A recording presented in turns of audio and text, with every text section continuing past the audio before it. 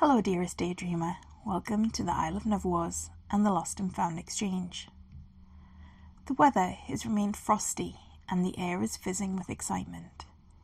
Today is the 7th day of Yule and we are heading to Willow stream to go ice skating. It is a beautiful, bright sunny day and the sky is a deep turquoise blue. Small wisps of white cloud dust the sky, the sun glistens off the crisp snow, and the ice sparkles.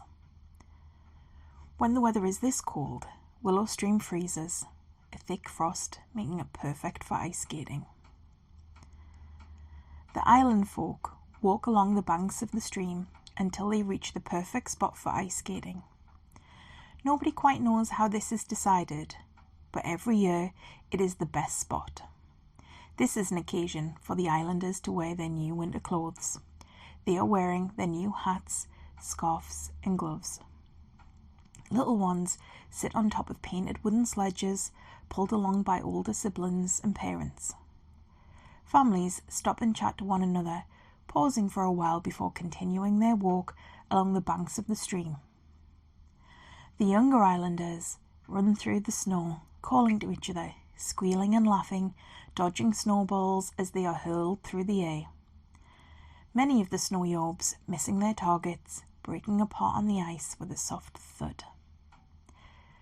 The fairy folk sit at the picnic benches that are dotted along the banks of the frozen stream, putting their ice skates on before gingerly making their way to the ice. The older island residents appear transformed as they twirl around on the spot or race old friends around the outside of the rink.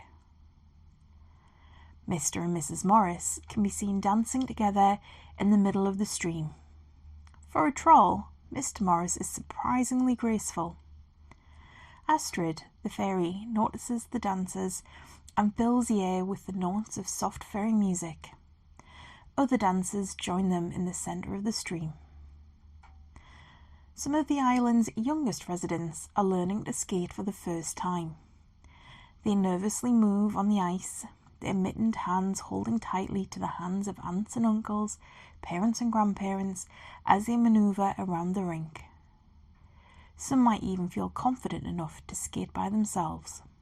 Inevitably, more than one of the islanders will end up landing on their bottoms or sprawled out on the ice, friends holding out hands to help them up. Not all of the island folk like ice skating.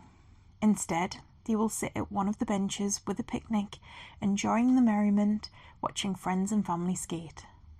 Other islanders are there to enjoy the snow, throwing snowballs, making snowmen and snow castles, like sandcastles, but made with snow. You get the idea.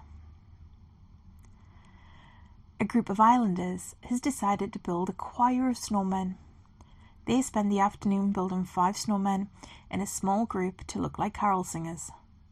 Buttons are produced from pockets, carrots from picnic baskets, and old scarves and mittens are pulled from bags. They scavenge for other materials such as twigs to make their snowy creations. The snowy singers are all different shapes and sizes. The completed choir is enchanted by Pixie's nan. She loves to listen to carols. By late afternoon, as the sun begins to set and the temperature falls, the island folk begin to make their way back home. It's a time to rest and recharge with a warm bowl of soup and some cheese on toast. For my daydreamers, mischief makers and restless souls, welcome to the Isle of Neverwas. You are home.